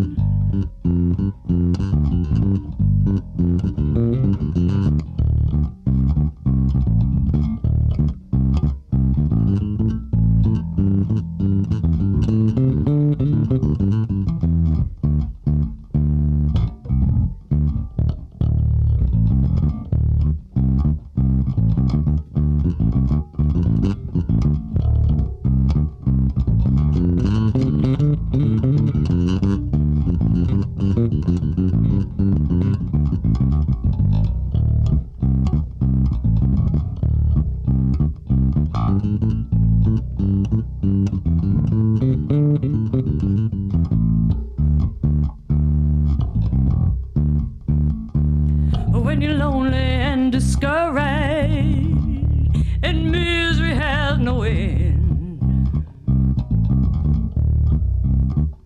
when you need that helping hand that no one wants to lend, when you're down on your knees begging for a friend, you know you're gonna find one in my Father's house. Might have been raised on the block, people. You might have wandered here from far, but no matter where you come from, no matter who you are, you don't need no ID, you don't need no membership card, no, you know you're always welcome in my Father's house. Yes, you are. You know you're always welcome in my Father's house. Don't be afraid. You know you're always welcome in my Father's house.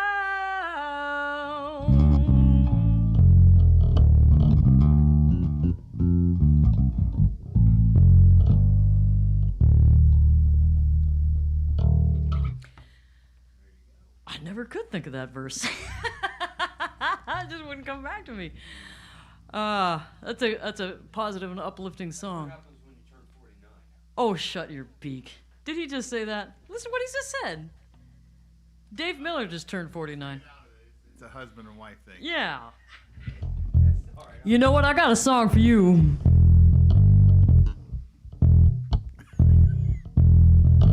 My baby came home this morning, sat on the edge of the bed. He said, "Baby, I'm leaving." This is what I said. I said, "I can't stop you if you want to go. Here's one thing I think that you should know. One monkey don't stop no show. One monkey don't stop no show. So if you want to go on, go ahead. You better believe every word I said." My baby thought I was jiving. Got up and walked out the door. When he left me, it was 3 a.m. Ha! I had me a new man by 4. Some women cry when the men leave them alone. Here's one thing I learned a long time ago. One market don't stop no show. One market don't stop no show. So if it gets too big for his pants, it's time to give another man a chance. Oh, play Dave Miller. Oh, wait, he's not here. But if he was here, this is where he would play something amazing. Revelate, Dave. I wonder if he's watching. Is he watching? That turkey.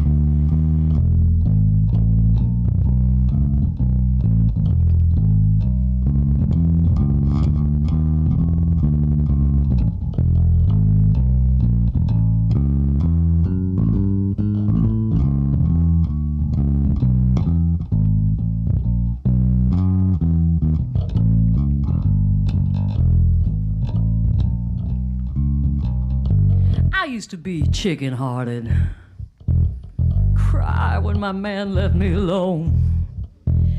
I was just young and simple. Ain't like that no more.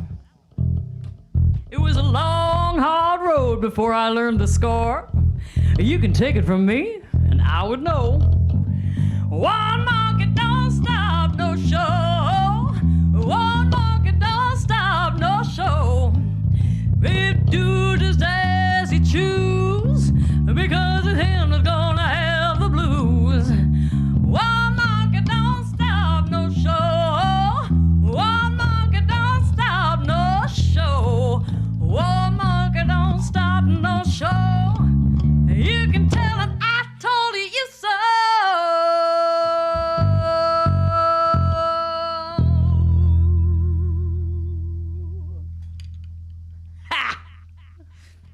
There, that's for Tommy, cracking on my age and all.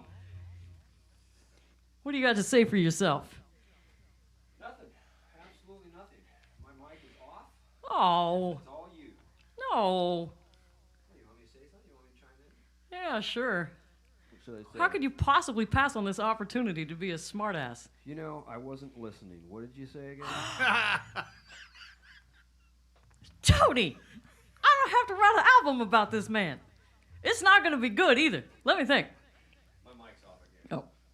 Play another tune. Yeah. You got 20 more minutes, man. People want tunes. Oh, let's see what people want. Marlena Masterson says hello from Portland. Hello, Marlena. Oh, hi, Lake Stevens. Shout out to Lake Stevens. Hey, Patrick Blue. Patrick Blue. United by Music, North America. Yeah, what a cool guy Patrick is. He's a quite a talent, that guy. Raymond shouts out to the Revelation. Yeah, we are having a pretty good summer, Patrick, except for that part where I'm not touring, but the songwriting's going pretty well. Christine, right on, man. Thanks for your support. Hey, my Aunt Mary is watching. Mary. Patrick, this is actually my old bass. Cleve Johnson of Lead Belly Basses made me a bass, and it's upstairs right now, and I would have brought it down, but I was too scared to actually play a 6-string. Because it's just me, and like there's nobody to cover if I screw up, and there's a lot going on a 6-string, so I'm playing it safe with this 5-string right here. That thing is a great thing of beauty, and Cleve is making basses again. So Lead Belly Basses is happening again, and what a phenomenal bass that is, and he's a wonderful luthier. Let's see, Freebird. Now Raymond, if we were in a bar, I would have a response to that would be appropriate for the context. However, we are not. But next time I see you in a club, I will share that with you, Raymond. Let's see. John says hi. Hello, John. Did I miss anybody? Play another tune. Tommy says play another tune. Okay. Is that? I wasn't listening. Let's see. What should I do?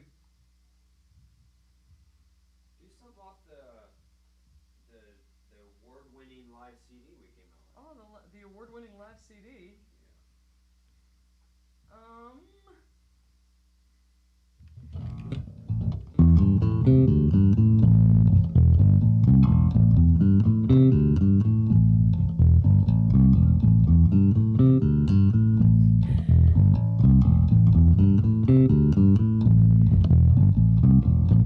You said you like redheads, so I dyed my hair. You said you like blue jeans, so that's all I wear. You said you liked a smart girl, so I went back to school.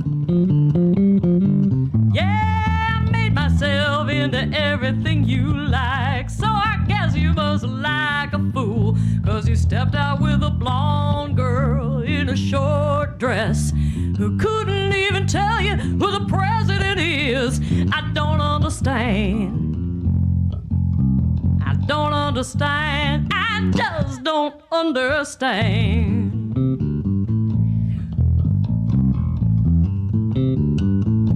You said you like skinny girls, so I watch what I will weigh.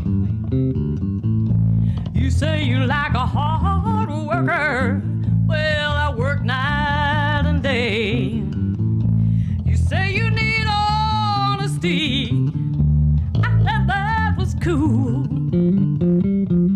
Yeah, I made myself into everything you like, so I guess you must like a fool, 'cause you stepped out with a big girl, a cheater and a liar, who wouldn't lift a finger if a house was on fire. I don't understand.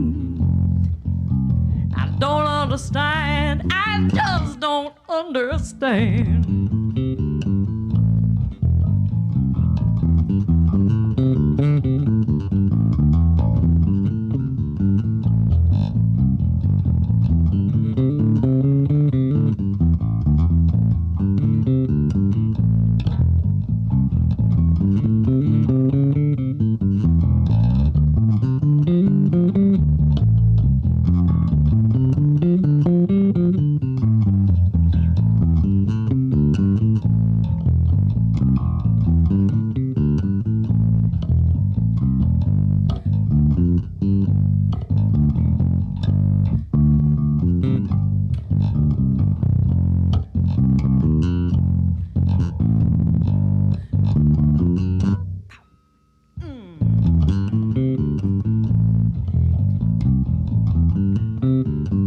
My mama always told me, good girls get the ring. She said to be a lady, and I'd get everything. So I did what she told me. I followed every rule. And I got the wedding, and I got the dress, and then I got to be your fool. 'Cause in town you've got a bad girl, and at home the perfect wife, and I get all the laundry, and you get the perfect life. I don't understand. I don't understand. I just don't understand. Lord, I don't understand. I don't understand. I don't understand. No, I don't understand. Can somebody tell me, what did I do wrong? I did everything that everybody told me to do, and now I'm here all alone. I don't understand. No, I don't understand. I don't understand. I just don't understand.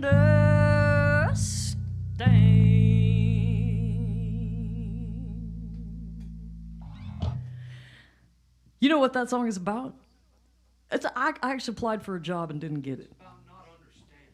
But like I was like, I had all the qualifications, and so remember what I said, when I like to write a song that's very general so that anybody could sort of map themselves onto it. I don't want to write a song about not getting a job. That's such a trivial thing, really. Jobs just interfere with all the good stuff, as you know.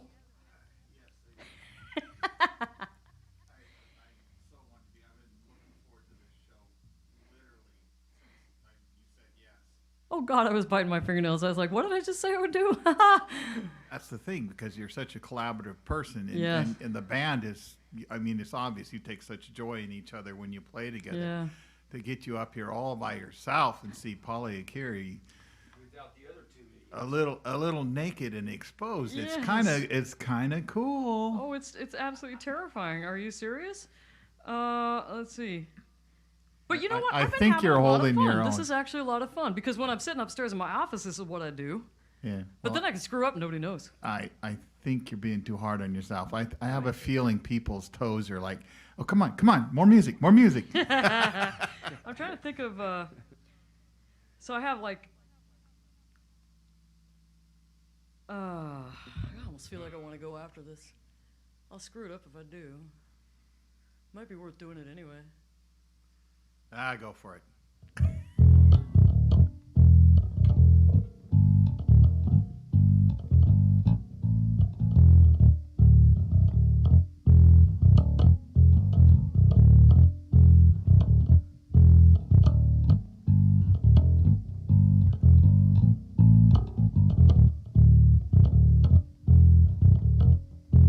Got to listen, my sisters and brothers. If you do, you will hear there are voices calling across the years, calling across the ocean, calling across the land, and they will call till we come to understand. And none of us are free. None of us are free. None of us are free. If one of us is chained, none of us are free. Come together. Oh, I knew I'd screw this up. Let me just take this through around. This is that Solomon Burke song. And I've wanted to do this with the band forever. Yeah, here we go.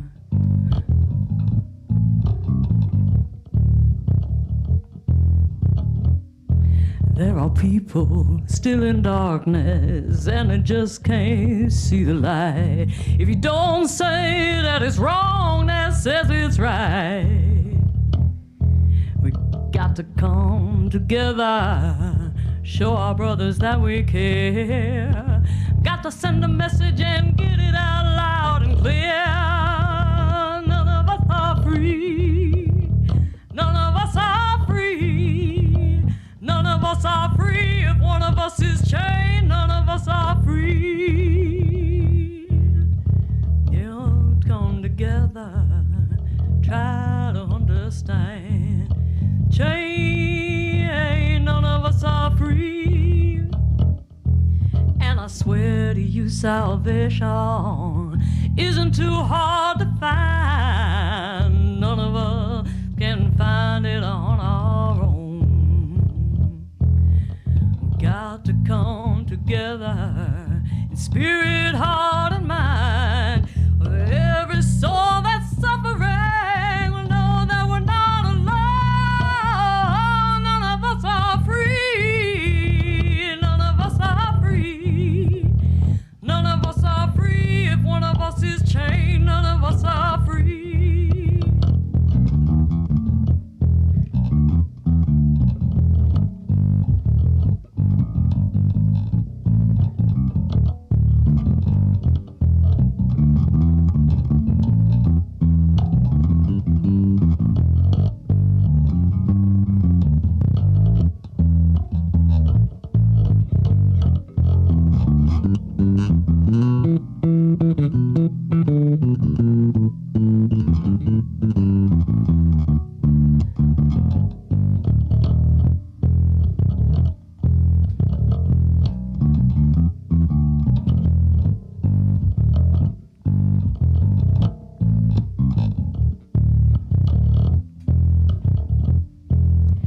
Got to live together, and if you do, you will see. Oh, none of us are free. And it's time to make some changes. Time to understand. Time to get a message out, send it all through the land. None of us are free. None of us are free.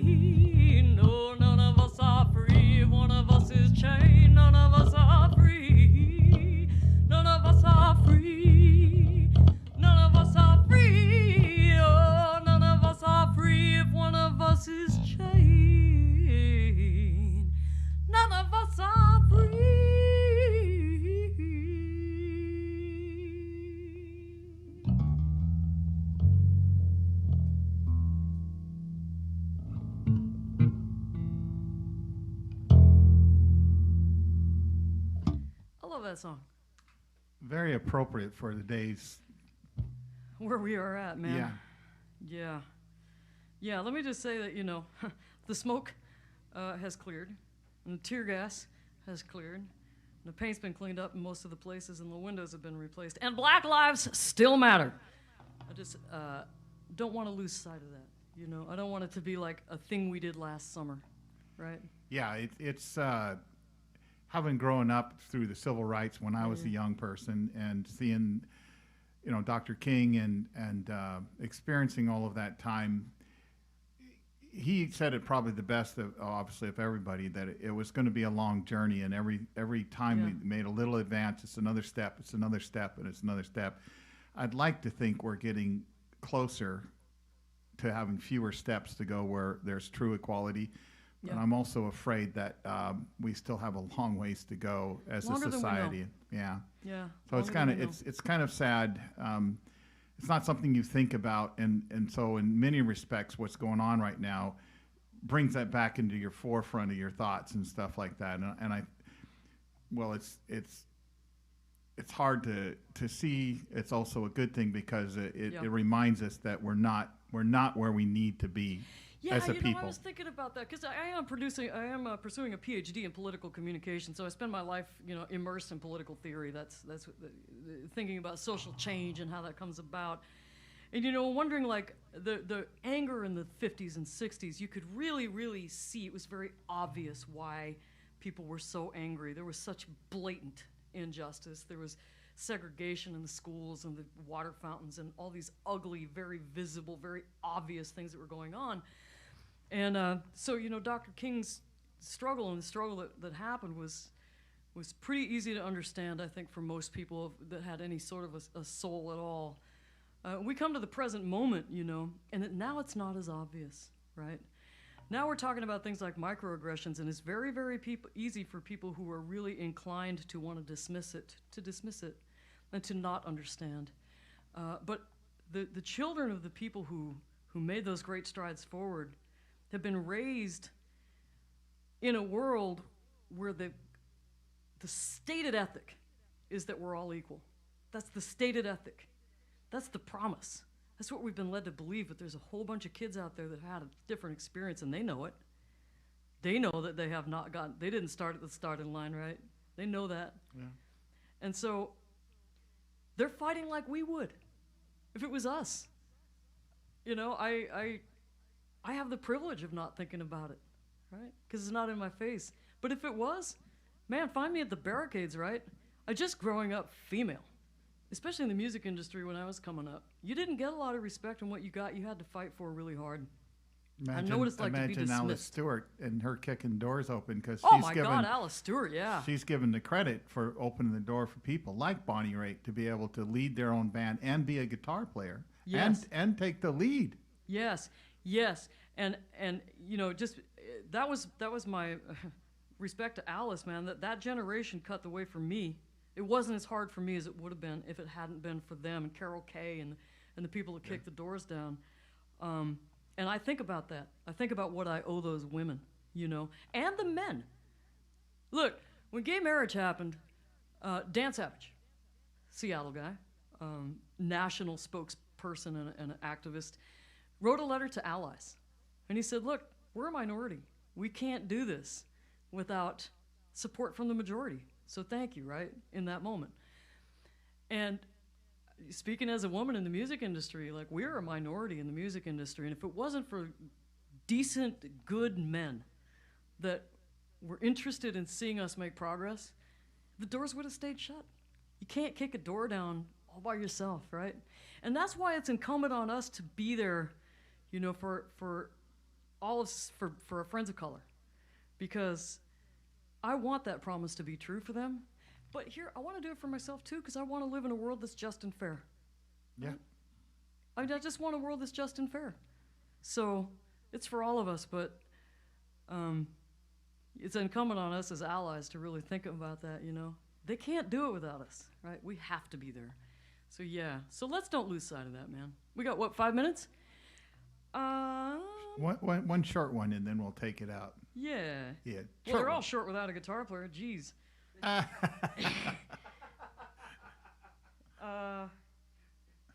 haven't done a real walking bass song. Without Dave just revelating all over this place.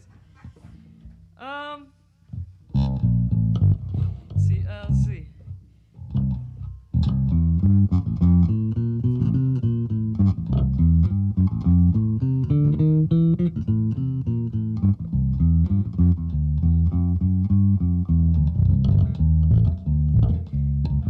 I gotta slow that down just a scotch. I gotta try to sing that. That's gonna be like being an auctioneer. All right, here we go.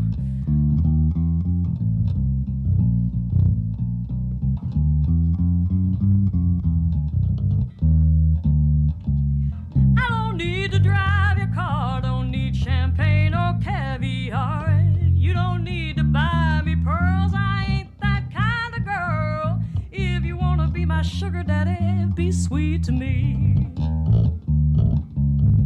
You don't need to buy me roses, keep me dressed in fancy clothes, and I don't need no diamond ring, 'cause I can't be bought with things. If you wanna be my sugar daddy, be sweet to me. Well, be my sugar daddy, be my sugar daddy. This is where you sing in the audience. Be my sugar daddy, everybody at home. Be my sugar daddy. If you wanna be my sugar daddy, be sweet to me. Well, come here, baby, quick, baby, cuddle up close. Your kisses are the gifts I need the most. Give me all your love, put your wallet away. I got my own baby, I can pay.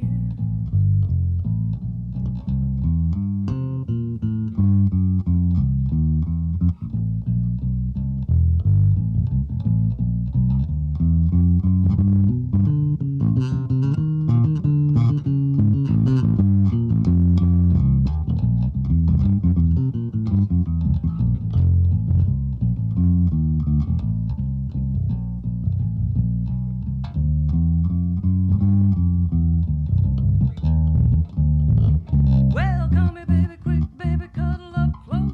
Your kisses are the gifts I need the most. Give me all your love and put your wallet away. I got my own baby, I can pay. Just be kind to me, daddy.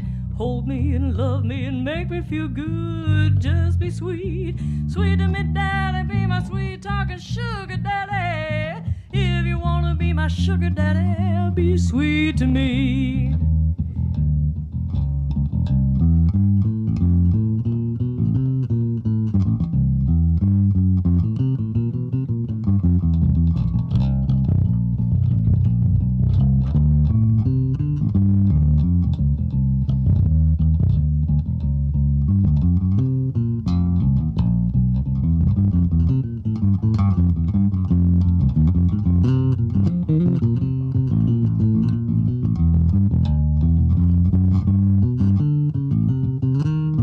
Well, be my sugar daddy.